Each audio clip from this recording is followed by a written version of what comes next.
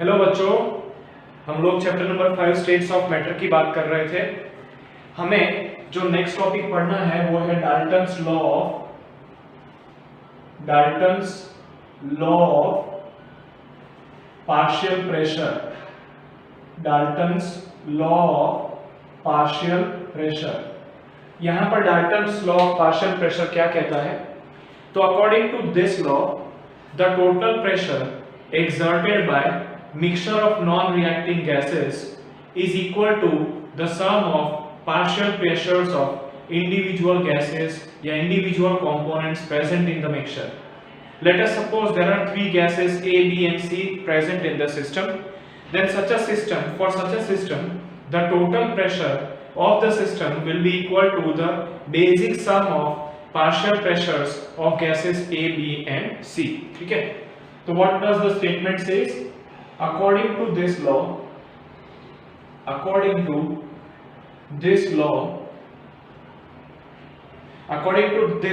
total pressure exerted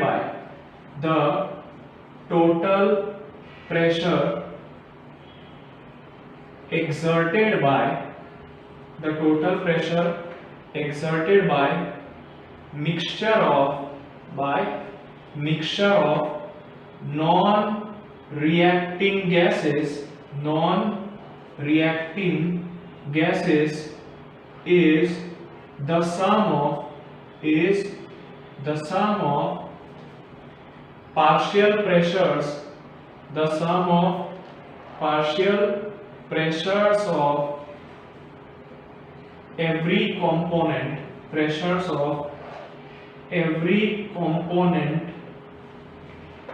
present in the system. Every component present in the system.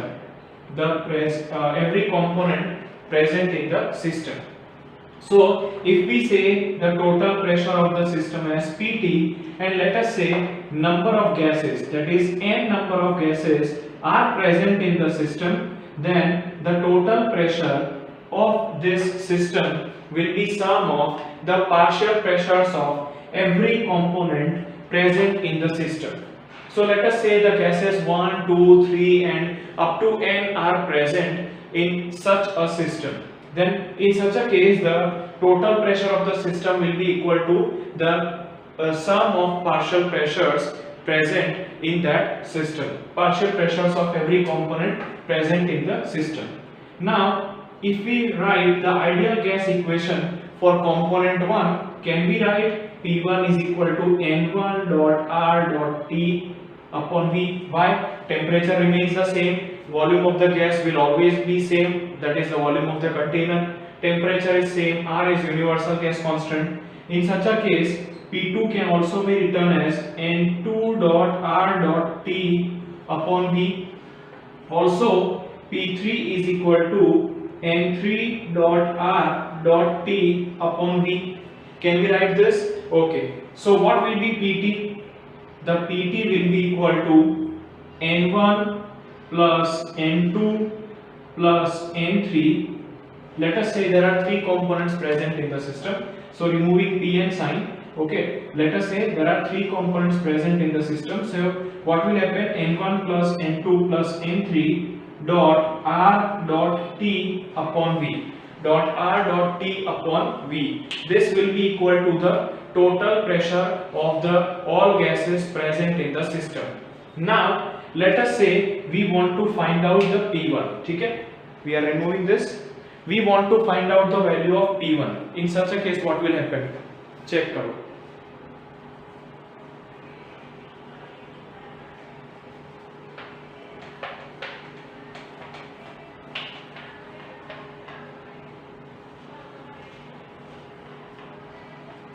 Let us say if we want to find out the value of P1. So we are knowing that Pt is equal to N1 plus N2 plus N3 dot R dot T upon V. Also we are knowing that P1 is equal to N1 dot R dot T upon V. Okay. So what if we divide P1 upon Pt? तो P1 upon PT will be equal to N1 dot R dot T upon V divided by N1 plus N2 plus N3 multiplied by RT divided by V। होगा कि नहीं? ये values मैंने put up कर दिया, तो RT upon V straight away cancel out हो जाएगा।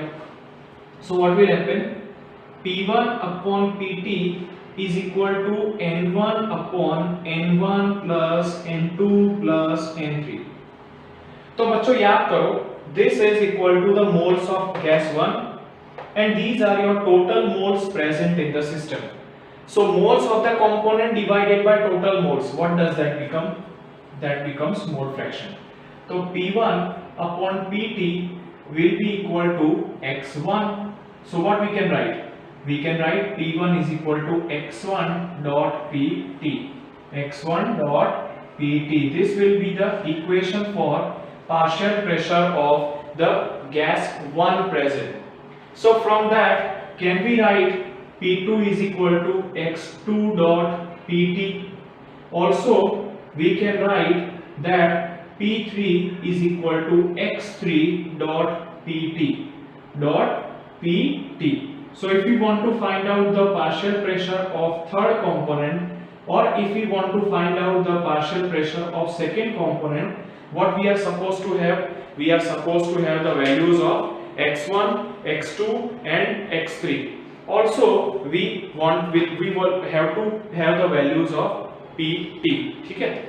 Okay, so this was all about the Dalton's law of partial pressure। Okay, now let us suppose कि there are n components present in the system।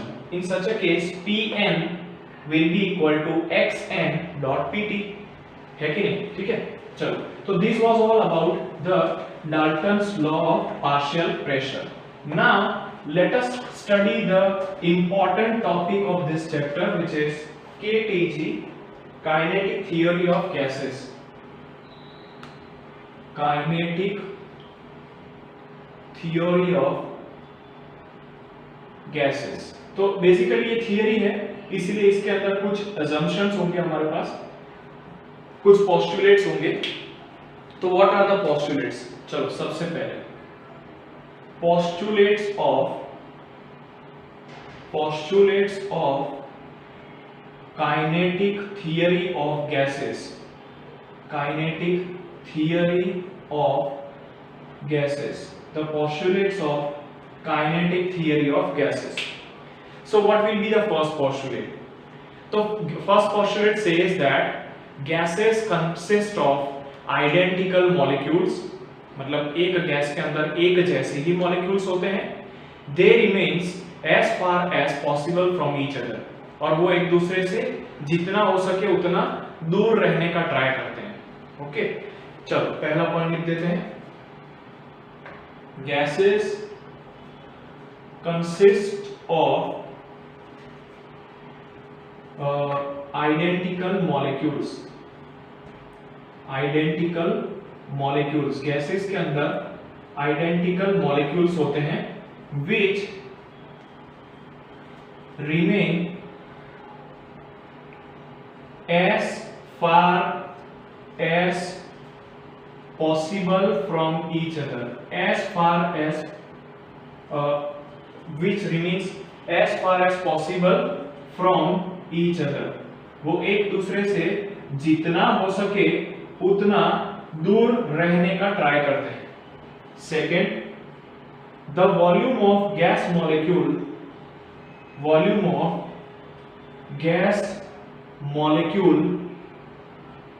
is negligible compared to the total volume of container,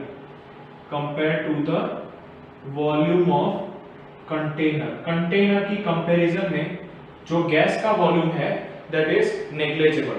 total volume occupied by the gas बोलो या volume of the container बोलो, these are ignored। ठीक है, तो there are 2 points। First, gases जो है उसके अंदर आइडेंटिकल मॉलिक्यूल्स प्रेजेंट होते हैं which remain as far as possible from each other। Second, the volume of the gas is negligible compared to the volume of the container. The third point is there is no intermolecular forces of attraction, या there are no intermolecular forces of attraction.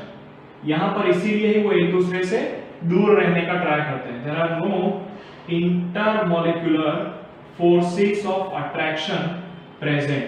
यहां पर intermolecular forces of attraction gas molecules के बीच में present नहीं है. That is, there is no repulsion, means there is neither repulsion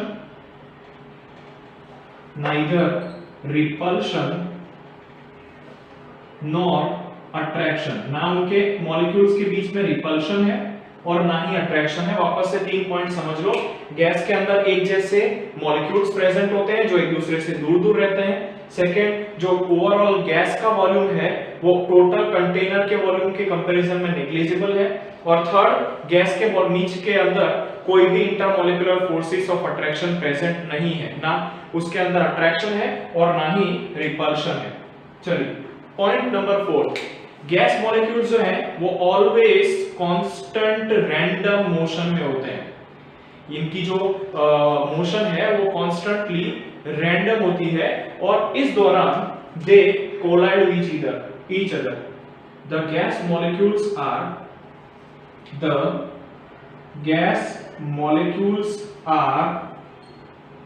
in constant motion या constant random motion भी लिख सकते हो.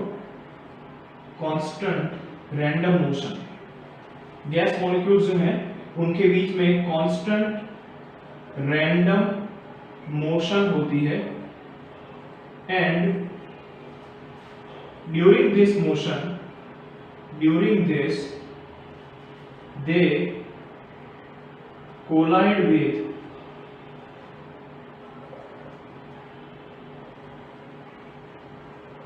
they collide with each other and also with walls of the container. वो एक दूसरे के साथ भी टकराते हैं और कंटेनर की वॉल्स के साथ भी टकराते हैं. गैसेस के अंदर बहुत सारे एक जैसे मॉलिक्यूल्स होते हैं जो इनके बीच जो एक दूसरे से दूर दूर रहने का ट्राई करते हैं. गैस का वॉल्यूम ओवरऑल कंटेनर के वॉल्यूम से नेग्लिजिबल है. गैस के बीच में कोई इंटरमॉलिक्यूलर फोर्स ऑफ अट्रैक्शन या रिपल्शन नहीं है और गैस मॉलिक्यूल्स जो हैं वो कांस्टेंट मोशन में होते हैं. इस मोशन के दौरान they collide with the walls of container as well as with each other. वो एक दूसरे के साथ और साथ साथ में कंटेनर की वॉल्स के साथ भी कोलाइड होते हैं. ये हमारे 4 पॉइंट्स हुए. ठीक है, आगे जाके हम पढ़ेंगे कि केटीजी के अंदर जो हमने अजम्पशंस करे हैं वो 1 या 2 अजम्पशंस रॉन्ग है जिसको हम करेक्ट भी करेंगे. लेकिन एज ऑफ नाउ हमारा फोकस जो है केटीजी पढ़ने के ऊपर ही है टोटल. तो 5th नंबर का पॉइंट ऐसा कहता है कि जो collision between the gas molecules है, अभी हमने बात करी कि gas molecules constant random motion में है. कांस्टेंट रैंडम मोशन में है इसका मतलब ये है कि वो एक दूसरे के साथ भी टकरा रहे हैं, साथ साथ में कंटेनर की वॉल्स के साथ भी टकरा रहे हैं. तो इनके बीच में नेचुरली कोलिजन हो रहा है. अब ये जो कोलिजन हो रहा है ना, that is perfectly elastic in nature. अब आपने फिजिक्स में पढ़ा होगा कि इलास्टिक कोलिजन का मीनिंग क्या होता है. अगर कोलिजन के बिफोर और आफ्टर काइनेटिक एनर्जी कंजर्व रहती है तो उसको इलास्टिक कोलिजन बोला जाता है. तो यहां पर जो गैस मॉलिक्यूल्स के बीच का कोलिजन है that is perfectly elastic in nature. The collision between gas molecules is elastic in nature. Between the gas molecules is elastic in nature. जो गैस मॉलिक्यूल्स के बीच में कोलिजन है वो इलास्टिक इन नेचर है. मतलब काइनेटिक एनर्जी जो है वो कंजर्व रहती है. There is no loss of energy in the form of heat. That means the energy remains conserve. That means there is no loss of energy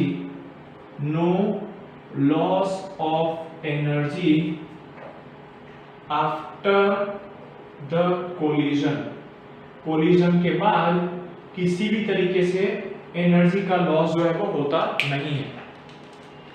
यहाँ पर gas molecules जो है वो एक दूसरे के साथ कोलाइड होते हैं, उनके बीच का जो कोलिजन है वो इलास्टिक इन नेचर का है, और साथ साथ में इलास्टिक कोलिजन होने की वजह से गैस मॉलिक्यूल्स जो हैं वो जब टकराते हैं तब किसी भी टाइप का एनर्जी का जो लॉस है वो नहीं होता है। ठीक है। अच्छा, the pressure of the gas. अच्छा, अगर हम प्रेशर ऑफ द गैस की बात करें तो pressure of the gas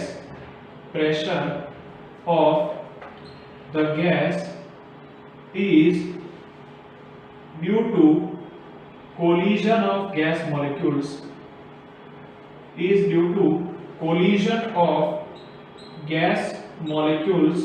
with the walls of container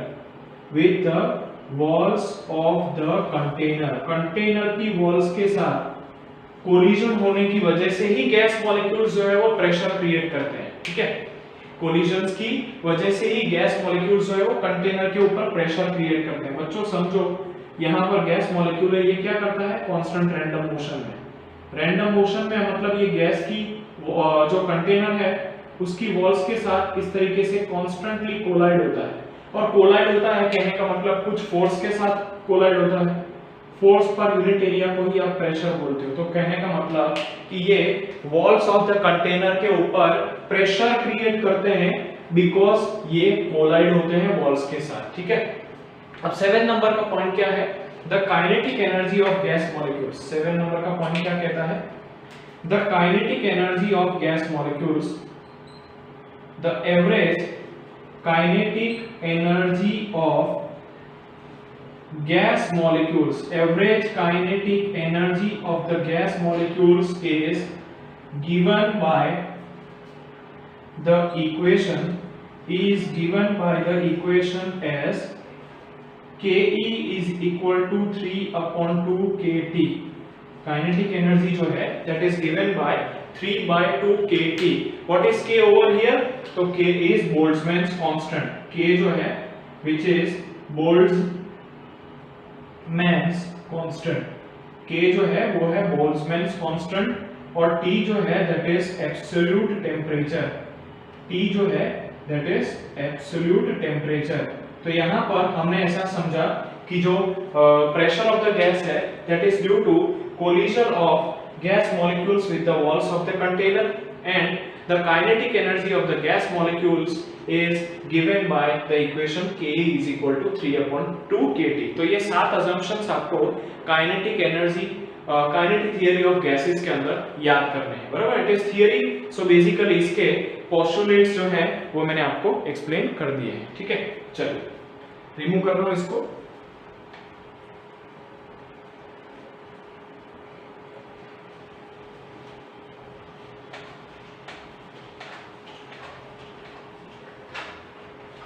अब बात करते हैं आइडियल गैसेस की। ठीक है, तो there are 2 type of gases, बच्चों समझना। The first is ideal gas and the second is real gas. Ideal gas किसको बोलते हैं, तो the gas which follows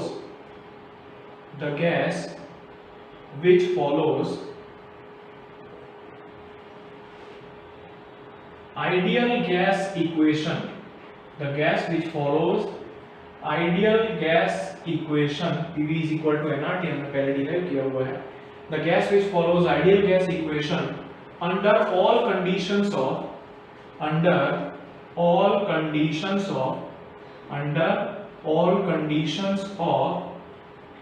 pressure and temperature, under all conditions of pressure and temperature, pressure और temperature की सभी conditions के अंदर जो गैस आइडियल गैस इक्वेशन को फॉलो करती है is known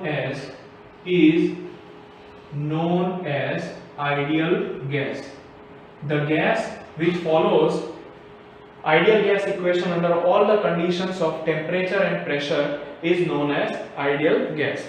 अब बच्चों आइडियल गैस इक्वेशन क्या है, ideal gas equation is nothing but equal to PV is equal to nRT। तो जो गैस इस इक्वेशन को हर condition of pressure and temperature में फॉलो करती है, जो गैस इस इक्वेशन को हर condition of pressure and temperature में फॉलो करती है उसको बोला जाता है आइडियल गैस। याद रखना बच्चों, there is no gas which is ideal in nature, there is no gas which is ideal in nature। तो आइडियल गैस का जो कंसेप्ट है वो टोटली हाइपोथेटिकल है, कोई भी ऐसी गैस नहीं है जो कंप्लीटली आइडियल गैस की तरह बिहेव करे। तो कहने का मतलब all gases are real gases. अगर आइडियल नहीं है तो all gases are real gases. All gases are what? तो all gases are real gases. अगर गैसेस आइडियल नहीं है तो गैसेस क्या है? Real gases. ठीक है, रियल गैसेस क्या करती हैं? तो real gases behave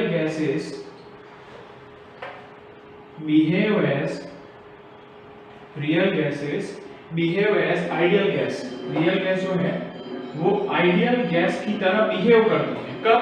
under conditions of low temperature and low pressure gas, under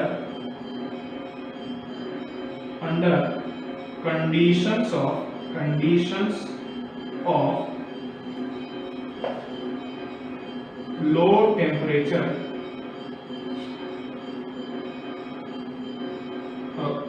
low pressure and high temperature। conditions of low pressure and high temperature। Low pressure और high temperature की conditions के अंदर gases जो हैं वो किस तरीके से बिहेव करती हैं? आइडियल गैसेस की तरह। तो रियल गैसेस जो हैं they are the gases which do not follow this ideal gas equation PV is equal to nRT। no gas is exactly the exactly the ideal gas। that means कि बहुत सभी भी जो भी गैसेस हैं they are real gases। Real gases जो है वो आइडियल गैस की तरह बिहेव करती हैं। कब?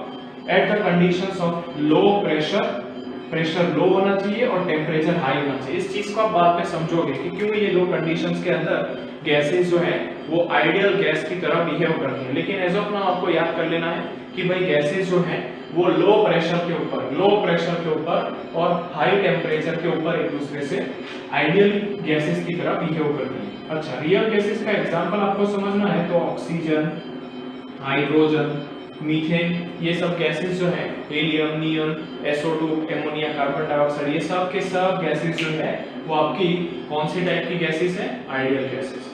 वो कौन सी टाइप की गैसेस है? The real gases. ठीक है, ओके।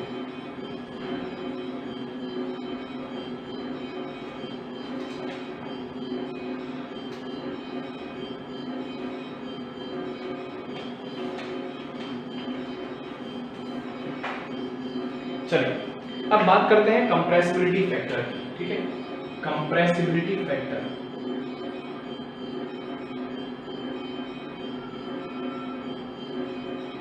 Compressibility factor Z।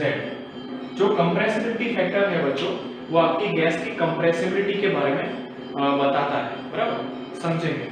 तो कंप्रेसिबिलिटी फैक्टर को डिफाइन कैसे करते हैं? It is defined as the ratio of PV and nRT।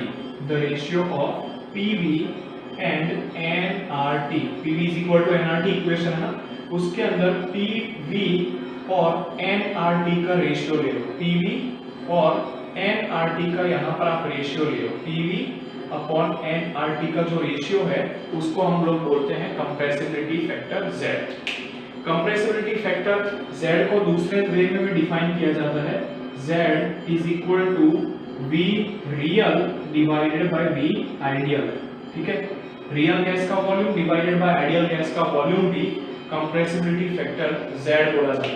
अब याद रखो बच्चों, अगर gas is ideal, if gas is ideal Z is equal to 1। कैसे? चेक करो। इस इक्वेशन के अंदर आपको पता है कि अगर गैस आइडियल है तो PV is equal to nRT को फॉलो करेगा। PV is equal to nRT कब होगा? जब Z 1 होगा तब। तो कहने का मतलब जो भी गैसेस आइडियल गैस होती हैं उनके लिए Z का वैल्यू 1 होता है।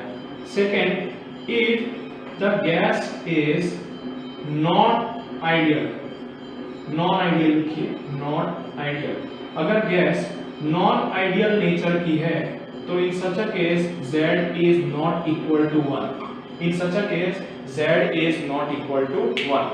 अच्छा, not equal to 1 है तो there are two possibilities, the z can be greater than 1 और the z can be less than 1। तो अगर not equal to 1 है इसका मतलब वो 1 से ज्यादा होगी, और अगर दूसरी पॉसिबिलिटी की बात करें तो वो z जो है वो 1 से कम होगी।